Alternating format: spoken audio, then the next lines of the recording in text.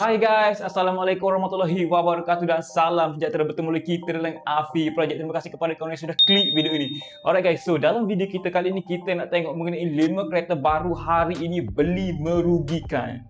Bunyi macam tak sedap kan pada tajuk kali ini, tapi ini merupakan satu-satunya benda yang penting untuk kita hadap selama 9 tahun. Apa yang dimaksudkan? Jom kita tengok sama-sama. Mula-mula sekali kita lihat 5 kereta yang disenaraikan dalam video ini merupakan harga bermulanya daripada harga RM70,000 sehinggalah RM120,000. Makna kata kereta yang disenaraikan dalam video ini bukannya kereta yang bertaraf ekonomi, tetapi dalam kategori saiz pertengahan. Sebenarnya banyak lagi kereta-kereta di luar sana yang sebegini. Ini disebabkan oleh value-nya yang tidak setanding dengan pesaingnya. Performa kurang dengan harga yang kita bayar agak tinggi, dan yang paling kita tak nak sekali, value jatuh teruk selepas pembelian. Contohnya seperti beli hari ini dengan harga yang sedemikian, namun bila mana masuk tahun ketiga harga jatuh teruk, hampir 70 ke 80% harganya jatuh. Tanpa bercakap banyak lagi, jom kita lihat kereta apakah yang disenaraikan kali ini. Pertama, Honda City RS Hybrid. Sebut saja tentang Honda City di Malaysia ini, saya percaya ramai yang minat tentang Honda City, yang mana desain terbaru Honda City kali ini, terutama sekali untuk varian hatchback. Tapi tidak ramai yang tahu untuk varian penuh Honda City ini banyak juga kekurangannya berbanding kebaikannya. Antara kekurangannya adalah daripada segi harga. Harga agak mahal daripada varian petrol biasa. Sedangkan dengan harga yang ditawarkan untuk Honda City RS Hybrid ini, kita dah boleh dapat kereta yang lebih praktikal. Contohnya seperti Honda HR-V, bukan varian penuh. Kedua, nama sahaja hybrid, tetapi bila masuk highway ataupun lebuh raya, penggunaan fuel consumption lebih kurang kereta petrol biasa sahaja. Ianya agak praktikal untuk dalam bandar sahaja. Ketiga, tiada tayar spare, cumanya dibekalkan dengan repair kit sahaja. Pendapat saya agak kurang berbaloi untuk perjalanan yang jauh. Keempat, handling bersifat lembut. Banyak feedback daripada pengguna yang sebelum ini mengatakan varian City Hybrid ini sesuai untuk mereka yang bawa biasa-biasa sahaja, tidak sesuai untuk bawa agresif. Dan yang terakhir sekali mengenai Honda City RS Hybrid ini ataupun EHEV ini, mengenai spare part serta servis hybrid ini lebih complicated, terutama sekali bila dah habis waranti. Saya boleh katakan jarang sangat bengkel biasa mampu repair kereta hybrid ini. Korang rasa macam mana tentang Honda City varian penuh ini? Cuba korang komen dekat bawah. Kedua, Proton X70 varian flagship ataupun premium. Jika kita lihat pada hari ini, Proton X70 antara SUV yang paling canggih serta banyak features model yang ditampilkan pada bodinya. Yang mana kalau kita nak teknologi yang ada pada Proton X70 ini, kita kena beli dengan harga RM150,000 ke atas. Namun untuk Proton X70 varian penuh pada hari ini, kita dah boleh dapati bermulanya daripada harga RM123,000 plus. Tetapi dengan harga sedemikian, ada beberapa pesaingnya yang lebih praktikal. Contohnya seperti Honda HR-V dan Toyota Corolla Cross. Ini kerana resale value yang agak tinggi selepas pembelian. Kedua, Proton X70 terkenal dengan penggunaan bahan api yang tidaklah begitu jimat berbanding pesaingnya. Ketiga, kualiti bahan interior yang pernah dikritik oleh pengguna yang sebelum ini. Keempat, handling dan shifter gear bukannya terbaik untuk sebuah SUV sporty. Ada beberapa media review secara rasmi mengatakan Proton X70 ini tidak sesuai dipandu secara agresif, lebih kepada kereta santai. Tapi bukannya sebagai sebuah SUV yang lemah, cumanya ada pesaingnya yang lebih baik.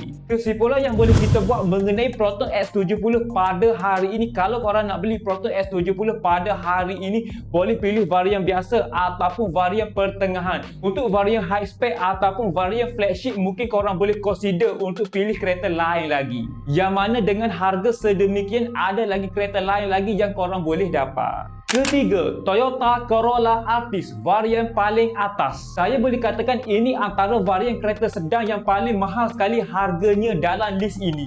Sebut saja tentang Toyota Corolla Altis di Malaysia ini, saya percaya ramai yang suka dengan kereta ini. Antara kereta yang tidak banyak perangai, senang baiki dengan harga yang cukup berbaloi. Namun walaupun begitu, untuk Toyota Corolla Altis pada hari ini untuk varian paling atas sekali, harga hari ini sekitar RM149,000 RM49,000. Dengan harga sebegini korang boleh fikir untuk dapatkan sebuah SUV ataupun MPV.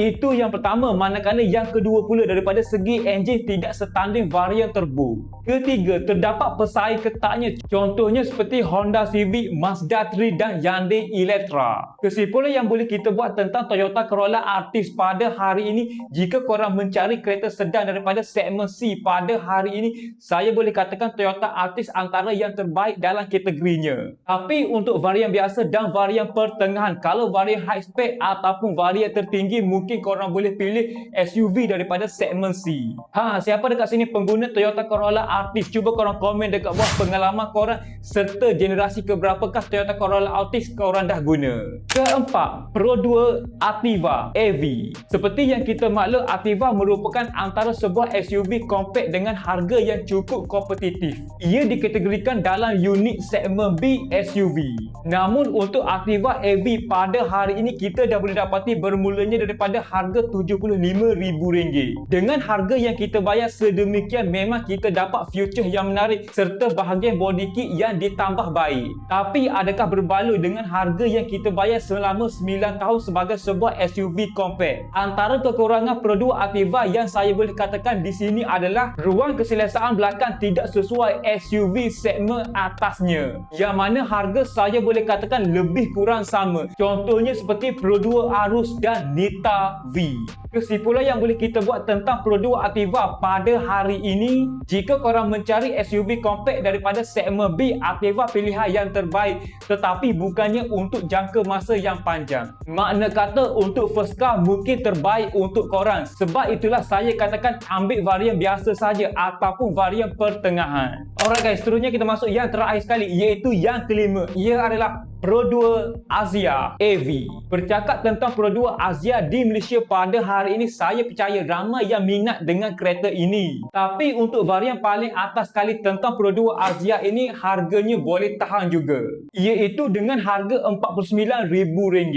Saya percaya sesiapa yang beli Pro 2 Azia pada hari ini nakkan sebagai sebuah kereta kecil senang dipandu. Akan tetapi untuk Azia spek EV banyak lagi saingannya yang kita boleh dapati kereta yang sebegini dan lebih praktikal. Ini kerana jika korang cuma ada satu kereta saja ataupun ini merupakan antara first car korang, saya rasa Azia spek paling atas ini bukan praktikal ataupun bukan sesuai untuk korang. Antara kereta yang praktikal dengan harga yang korang bayar selama 9 tahun dengan harga RM49,000, korang dah boleh beli Pro 2 Bezza spek EV. Harga yang sama, spek yang sama tetapi lebih praktikal. Manakala untuk kereta Proton pula yang korang boleh dapat dengan harga sedemikian adalah Proton Iris. Saya boleh katakan lebih besar serta stabil di highway kalau nak dibandingkan dengan Pro 2 Azia. Kesimpulan yang boleh kita buat untuk Pro 2 Azia spek EV pada hari ini, nak pilih kereta kena tengok betul-betul sebab korang kena bayar hampir RM500 dalam masa 9 tahun. Agak berbaloi ataupun tidak untuk kegunaan kita pada hari ini dan masa akan datang. Alright guys, so kesimpulan yang boleh kita buat tentang 5 kereta yang disenaraikan dalam video ini, saya percaya mungkin ada yang suka dan juga mungkin ada yang tidak suka. Tetapi video ini diutamakan untuk pengguna first car ataupun yang cuma ada satu kereta sahaja. Jika korang dah ada 2-3 kereta, mungkin tak jadi masalah untuk korang sebab korang dah dikira kategori mampu milih. Alright guys, so saya rasa sampai di sini sajalah video saya untuk kali ini mengenai 5 kereta baru yang beli merugi.